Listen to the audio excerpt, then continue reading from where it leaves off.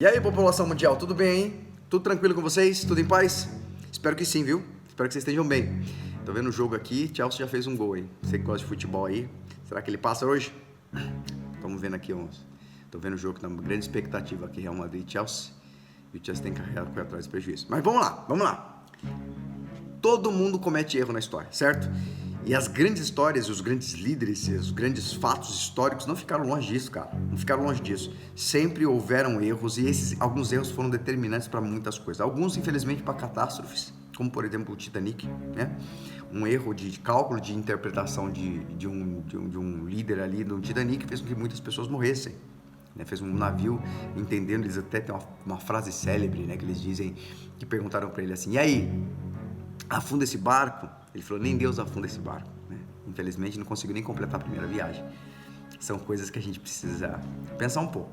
Mas do Titanic a Tenochtitlan, né? Tenochtitlan no México, os impérios cometeram equívocos, líderes cometeram equívocos e que custaram a vida de muitas pessoas e evitaram que eles se tornassem muito maiores ou até relevantes na história. Hoje a gente vai contar algumas histórias.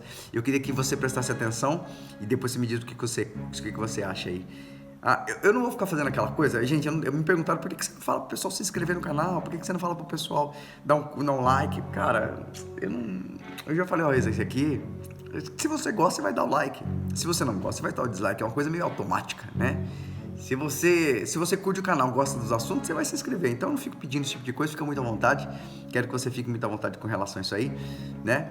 E não fico falando isso. Me perguntaram esses dias sobre isso, eu falei, não, cara, cada um tem que ser livre para escolher o que curte. Se você curte a gente, eu curto muito vocês, curto compartilhar, mas espero que você se sinta bem feliz também. Se você curtir, naturalmente você vai fazer isso. Então vamos lá, vamos seguir adiante aqui. Então, 6 equívocos aqui que destruíram os impérios, perderam guerras, milhões de pessoas morreram, e coisas aconteceram porque alguém se sentiu suficientemente capaz de cometer erros e foi ali meio que inconsequente, né?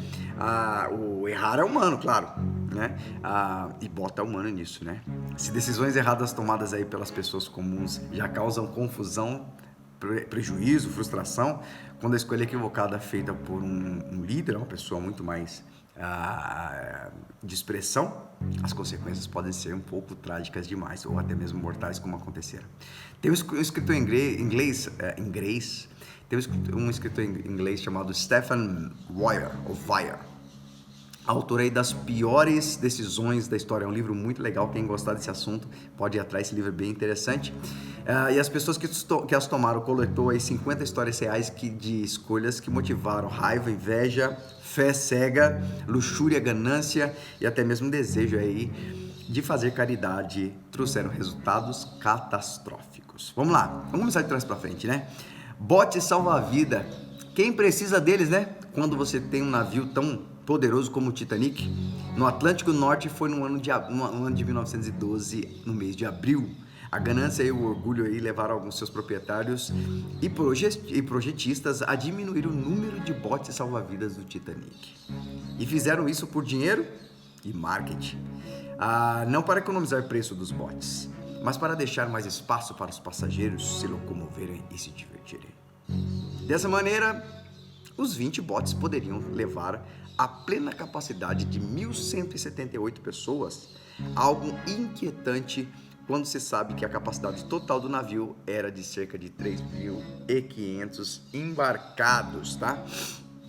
Então assim, os caras foram lá, não vamos levar tantos botes, nosso navio é muito poderoso, dificilmente ele vai se afundar, então vamos diminuir o número do navio aí de uma forma considerável. Só que deu tudo errado e esses botes fizeram muita falta. No momento do naufrágio ali, o Titanic estava abaixo de sua capacidade total e carregava 2.210 ocupantes, mais ou menos. Mesmo se a evacuação do transatlântico fosse feita de maneira organizada, aproveitando todo o espaço disponível nos escalares, o que não aconteceu, claro, 1.032 pessoas estavam condenadas a se afogar nas águas geladas do Atlântico Norte. Desde o começo, claro. As pessoas já sabiam que o número de pessoas, se acontecesse uma catástrofe, né, no caso 1.032 pessoas, estariam ali com as suas vidas marcadas, né?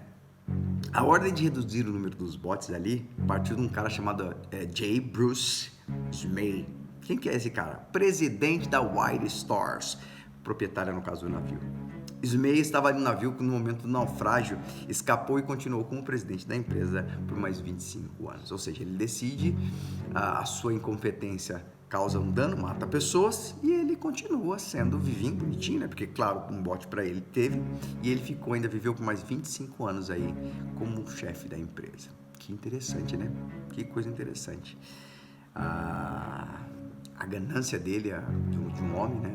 A incapacidade de pensar como humanidade, matou muito mais pessoas do que infelizmente morreriam nessa situação, né? Se ele pensasse muito mais na vida das pessoas do que... Até hoje é assim, né? Fala a verdade que até hoje é assim. As pessoas pensam muito mais numa questão pessoal, de se autopromover, de ser bem sucedido do que propriamente as outras pessoas. Mas vamos lá. Qual foi o quinto problema aí? Quem escolheu errado aí? Foi a invasão fofinha, Austrália, dezembro de 1859. Olha que interessante. Isso aqui é muito interessante mesmo.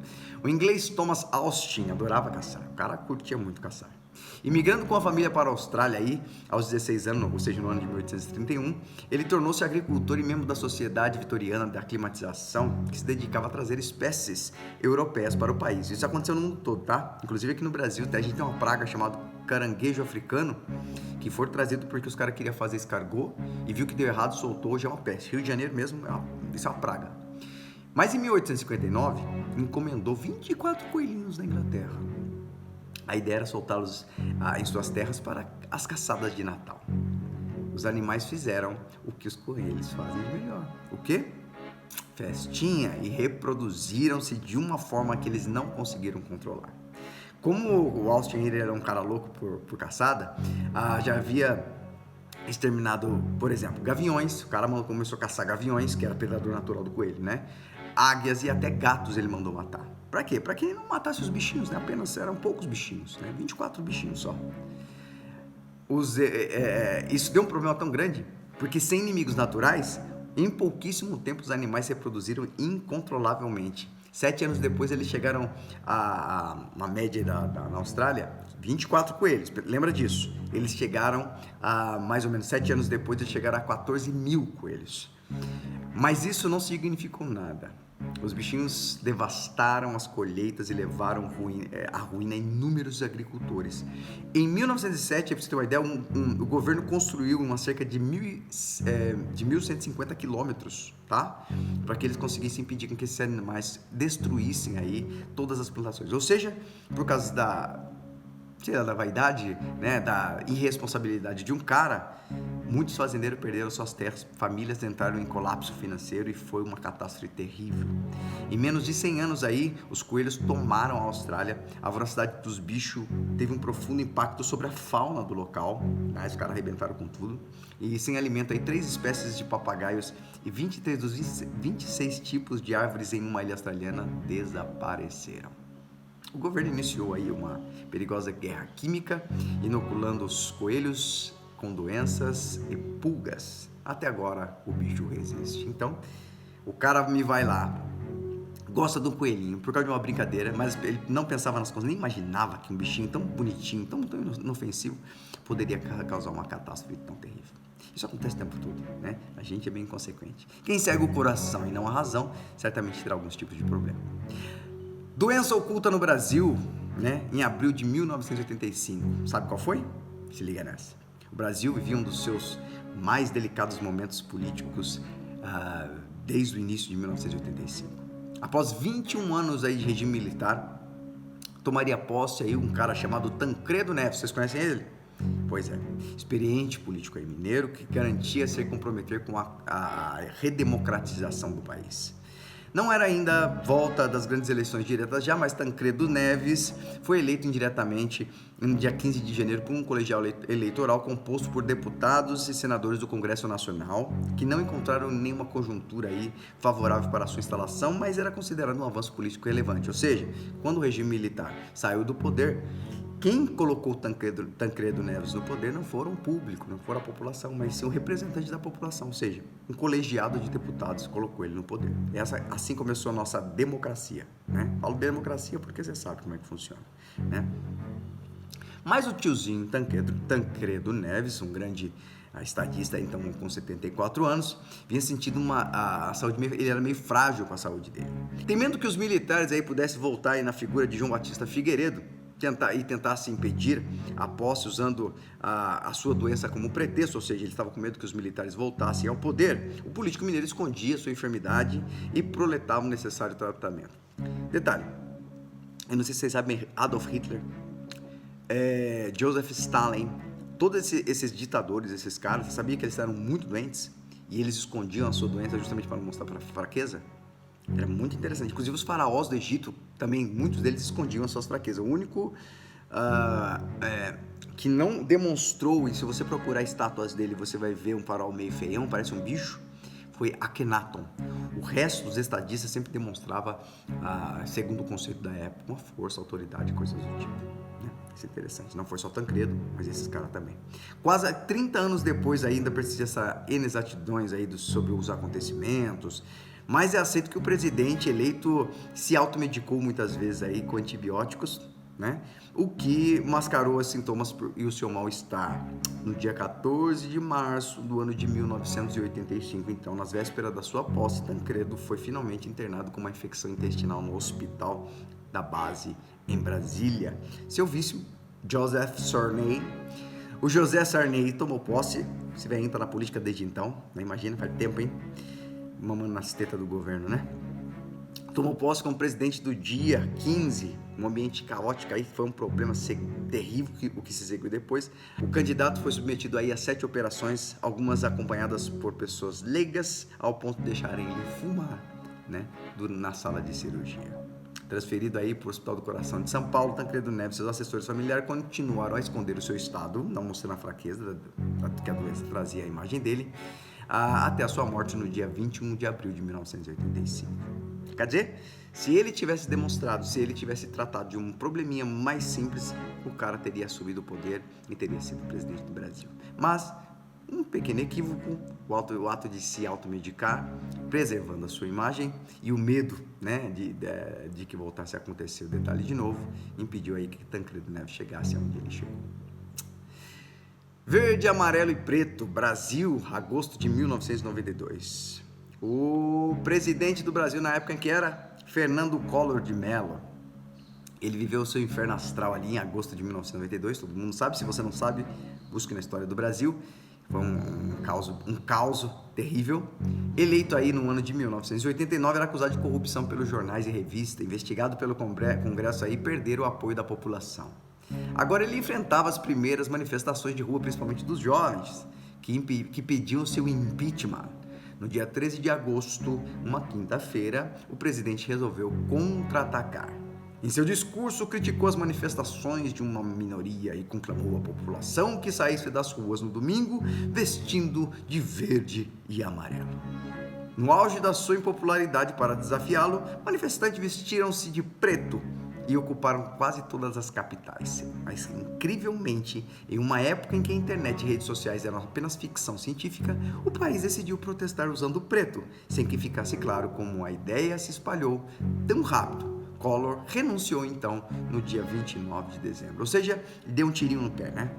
Ele achou que, na verdade, era só um pouquinho de jovem, até uns 2, 3 que não gostavam do governo dele, mas ele teve a resposta onde ele foi reprovado por todos e então foi impeachmentado. Enfrentando o general no inverno, Rússia, no ano de 1812, o grande general Napoleão Bonaparte tem a sua escolha mais ferrenha.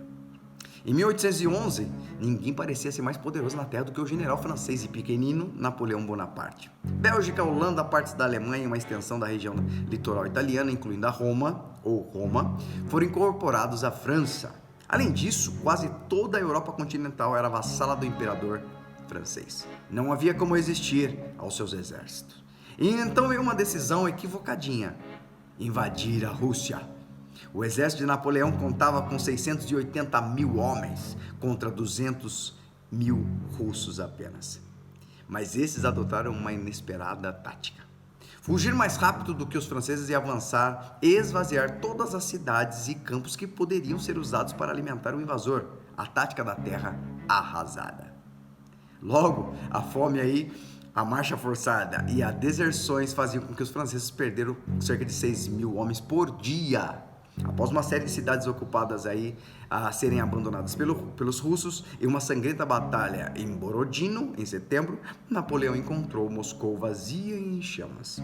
Esperou que os russos capitulariam, mas eles nem se moveram e não havia condições de esperar pelo verão no próximo ano. Então ordenou o abandono da cidade em meio ao inverno russo, que é só um pouquinho frio, né? Não é muito frio, tentando perseguir o exército inimigo. Obrigado a enfrentar as tropas russas pela retaguarda ao inverno rigoroso, 550.000 pessoinhas e 175.000 cavalos morreram. Sobraram apenas 10.000 integrantes. O Império Napoleônico chega ao fim. Ou seja, o cara lá, o pequenino, tão estrategicamente brilhante, cara magnífico. Napoleão foi um cara muito magnífico, gente. Foi um cara espetacular mesmo. Ele fez uma medida errada. Ele sabia que ele podia ganhar dos russos, mas ele não podia ganhar da natureza. E isso custou a ele todo o império dele praticamente, porque a partir dali ele caiu em derrocada.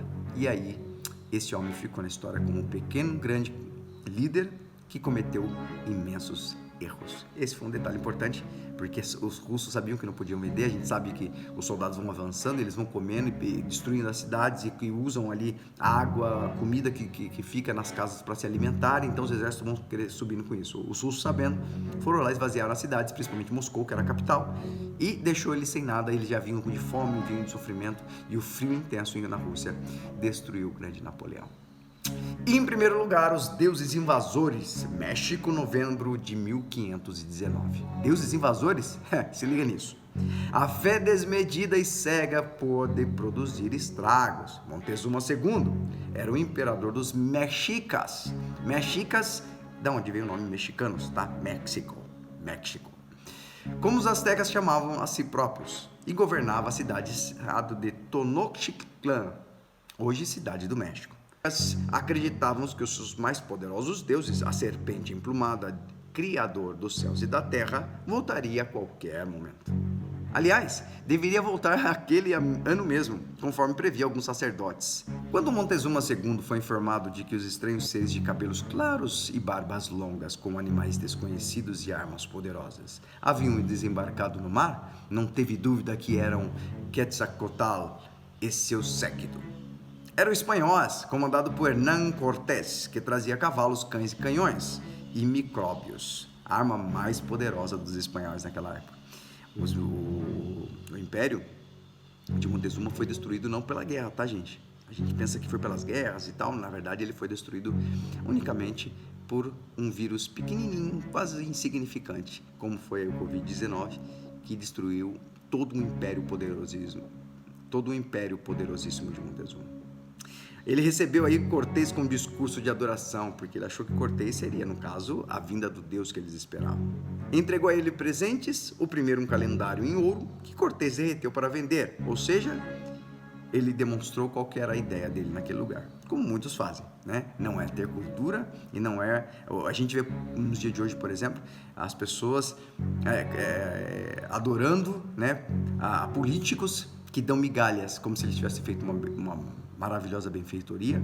Na verdade, é praticamente aquela história: eu roubo o teu carro, mas eu te dou carona todo dia, olha como eu sou bonzinho. Isso é antigo, tá? Isso é maquiavélico, que é muito antigo, já acontecia nessa época aqui. E os convidou aí o Cortés para entrarem na cidade tranquilamente.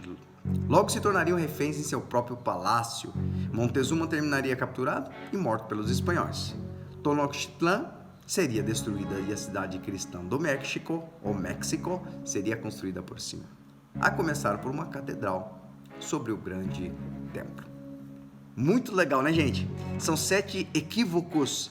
Você vê que 7 equívocos estabelecidos pela nossa má interpretação de grandes homens, grandes líderes, e que causaram aí um problema bem grave com relação a isso, e muitas pessoas, impérios morreram, impérios foram transformados, substituídos, e a gente vê toda essa catástrofe que aconteceu nesse tempo, de uma forma toda terrível.